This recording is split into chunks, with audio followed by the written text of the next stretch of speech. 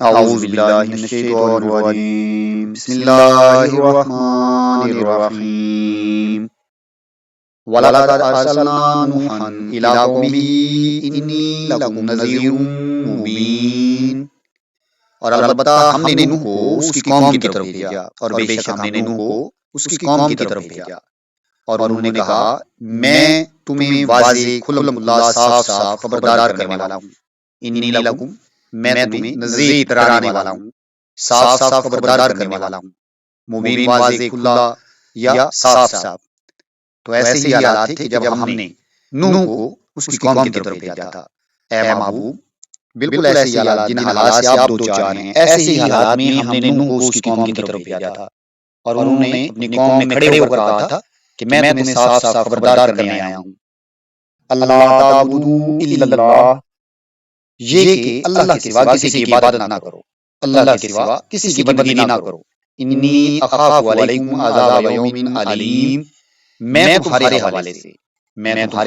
سے دردناک دن کے عذاب سے ڈرتا ہوں، مجھے اندیشہ ہے کہ تم پر ایک روز دردناک عذاب آئے گا۔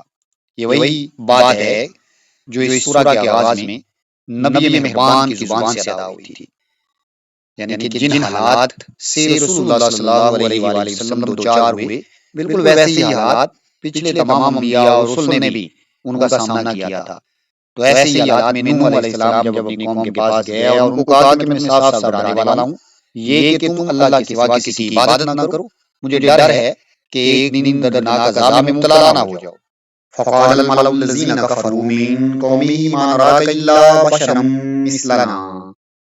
تو آپ کی قوم سے ان لوگوں نے جنہوں نے کفر کی روش اختیار کی تھی، ان سرداروں نے کہا، آپ کی قوم کے ان سرداروں نے جنہوں نے کفر کی روش اختیار کی تھی، وہ کہنے لگے ہم تمہیں اپنے جیسا انسان ہی دیکھتے ہیں، ما نراک، ہم نہیں دیکھتے، الا بشرا، مگر بشر مثلنا، ہمارے جیسا، ہم تمہیں اپنے جیسا بشر تو دیکھتے ہیں، وما نراک اتبعک الا الذین هم اراذلنا بادی الرأی، اور وہ لوگ جنہوں نے آپ کی پیروی کی ہے ہم انہیں بھی دیکھتے ہیں کہ وہ ہم سے پست ہیں۔ بادی الرأی، بادی النظر میں یعنی سرسری نظر میں، تو وہ لوگ جنہوں نے آپ کی پیروی کی ہے وہ بھی ہم سے پست ہیں۔ وما نرى لكم علینا من فضل، اور ہم نہیں دیکھتے کہ تم کسی بھی چیز میں ہم سے بڑے ہوئے ہو، یعنی یہ جو تم کہتے رہتے ہو کہ ہم پر بڑا فضل ہے اللہ کا، تو ہم تو نہیں دیکھتے کہ تم پر کوئی فضل ہو، تم کسی چیز میں ہم سے بڑے ہوئے ہو، بلکہ تم تو ہم سے پست ہو۔ بل نظنکم کاذبین، ہم تو تمہیں جھوٹا سمجھتے ہیں، مطلب ہم تمہیں جھوٹا سمجھتے ہیں اور ہم خود کو سچا سمجھتے ہیں۔ تو آپ کی قوم میں سے جن لوگوں نے کفر کی روش اختیار کی، ان سرداروں نے کہا ہم تمہیں اپنے جیسا بشر ہی کو دیکھتے ہیں، اور ہم ان لوگوں کو جنہوں نے تمہاری پیروی کی ہے خود سے پست دیکھتے ہیں، سرسری نظر میں یا بادی نظر میں، اور ہم نہیں دیکھتے کہ تم کسی بھی معاملے میں، کسی بھی چیز میں، یعنی جاہ و حشم میں، شان و شوکت میں، مال و دولت میں، اقتدار اور اختیار میں، یا پھر جسم و جان میں، کسی بھی طرح سے تم غیر معمولی نہیں ہو، بلکہ ہم سے معمولی ہو، ہم سے پست ہو۔ ہم تمہیں کسی بھی معاملے میں خود سے زیادہ بڑے ہوئے نہیں دیکھتے، بلکہ ہم تمہیں جھوٹا سمجھتے ہیں۔ تو یہ وہی باتیں کہ جو ہر نبی کو جن کا سامنا کرنا پڑا، مکہ کے بڑے بڑے لوگ، اونچے طبقے والے لوگ، وہ نبی رحمت صلی اللہ علیہ وسلم کے بارے میں تھے کہ ان کے ساتھ ہیں کون؟ بس چند